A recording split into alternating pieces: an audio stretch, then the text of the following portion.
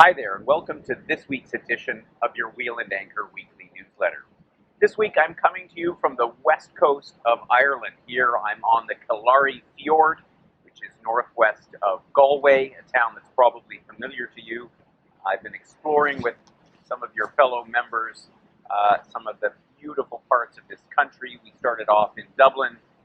We went out to Galway and checked out the trad on the prom. That's the classic Celtic music like you see in shows like Riverdance and so on.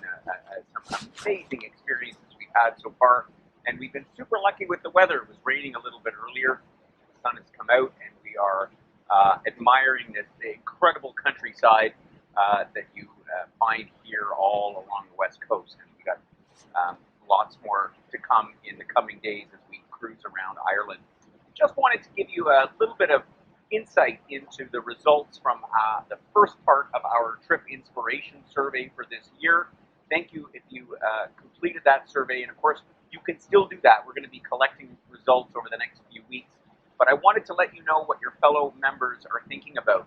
We asked, first of all, about how people's perspective on travel has changed since the pandemic has occurred, and of course we got a variety of different answers. But I would say about a quarter of our members are still hesitant, still a little bit reluctant to travel, given the uncertainty around the pandemic and other world affairs that are happening.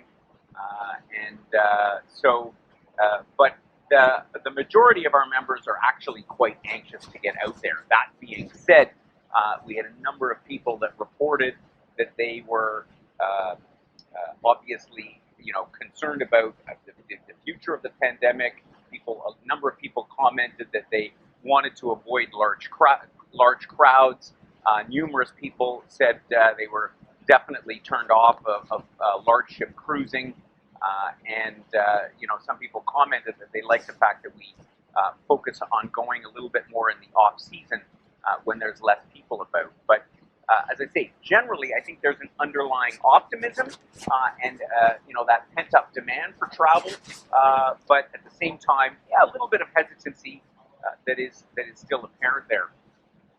We asked as well about the time of year that our members like to travel, what seasons they prefer, and as is no surprise, overwhelmingly, people cited the spring and the fall period as the time that they like to travel. A number of people mentioned the winter months, getting away as an alternative to perhaps going to the traditional sun destinations down south. But as I say, unsurprisingly, the spring and the fall are the time that our members like to travel. And of course, that's when we're going to be planning most of our trips in the coming years. We also asked about the format of trips and the duration. And specifically, we alluded to our travel concepts at Wheel and Anchor, the LiveAway, the Sojourn, as well as the more traditional sightseeing trip. And in this, I found it very interesting because 70% of our members said that they would strongly consider, going on a LiveAway type trip as compared to a traditional type trip. Yeah, still 40% of our members said that they would like the traditional sightseeing where you sort of move from place to place. But that in the comments in general, the idea of slow travel, of spending more time, we had a number of people comment about, having gone through the pandemic, they really felt how important it was to take the time to really get to know a place, to get to know the people and the culture. Again, all part of our philosophies that shape the kind of travel that we do at Wheel and Anchor. But I did find it very interesting, though, that the majority of our members like the idea of our sojourns. That's a 1 week stay or longer, or our LiveAway type trips. And so there's going to be more on that coming up. Finally, we asked, in general about what else we could do at Wheel and Anchor. We got comments all over the place. Some people like what we do, like our website. Other people are not so sure about it. Some people would like more exotic trips. Others would like more Europe.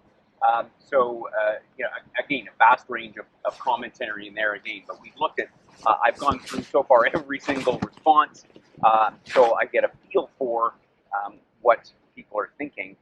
and that is, as I say, definitely going to shape our planning for the future.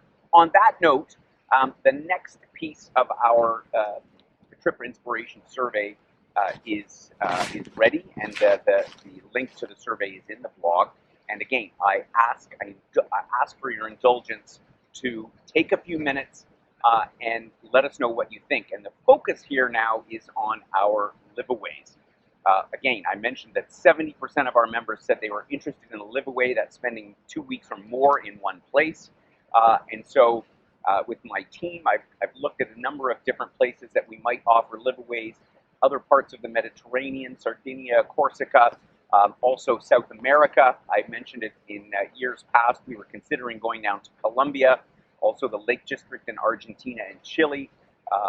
Similarly, the Atlantic coast in Argentina and Uruguay, all places where I've organized travel before, and I think could be very interesting, particularly for those that are interested in going to something different in the winter months. So take a look through that, give it some thought. Of course, if you have a question, you can let me know, but most importantly, let us know what kind of destination would you seriously consider going on a liveaway in. Every bit of information that we get helps us to plan trips that you want to go on. So stay tuned for our next webinar this past week. In case you missed it, we had the Amalfi liveaway that's happening in April of next year. I've just returned from the Amalfi Coast last week, and wow, it's amazing. If you missed the webinar, you can catch the replay by clicking on the link that is in the blog. And our next webinar will be in just under 2 weeks' time, July the 7th. I'm going to be bringing part 2 of our Sicily liveaway. That's Cefalù on the north coast of Sicily, another amazing destination. And so stay tuned for that. And I look forward to catching up with you next week, where I'll be at the tail end of our trip around the beautiful Emerald Isle